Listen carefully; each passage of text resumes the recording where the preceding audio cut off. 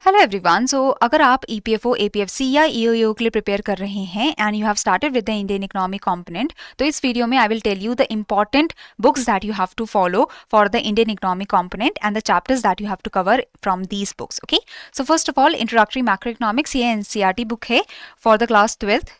इसमें से आपको गवर्नमेंट बजट वाला चैप्टर अच्छे से करना है, जिसमें आपको कंपोनेंट्स ऑफ बजट पता चलेगा, डिफरेंट टाइप्स ऑफ डेफिसिट पता चलेगा। ठीक है, आपको नेशनल इनकम वाले चैप्टर में मेथड्स ऑफ नेशनल इनकम पर फोकस करना है और साथ में factor cost, basic price, market price, इनकी बेसिक अंडरस्टैंडिंग चाहिए आपको, and nominal GDP, real GDP, इसके बारे में पढ़ना है अच्छे से। ठीक है, next is the balance of payment.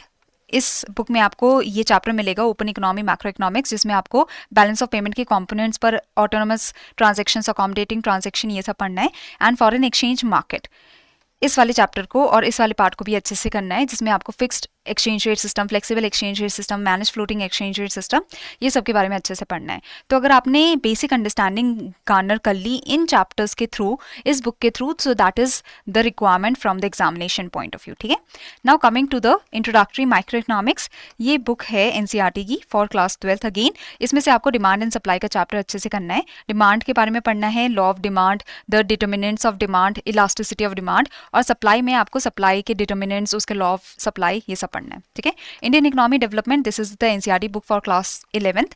इसमें आपको इंडियन इकोनॉमी 1950 टू 1990, जिसमें आपको 5 ईयर प्लान्स को अच्छे से पढ़ना है, and you have to study the liberalisation, privatisation and globalisation. Okay, so this you will get from the Indian economy development book of class 11th.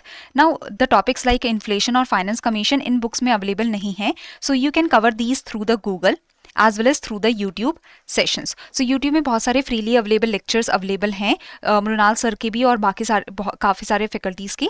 So you can see that which faculty you are able to connect with, or you can see the sessions for inflation, finance commission from the YouTube or Google. Okay, so this is the idea about the important sources that you can follow for the Indian economic component.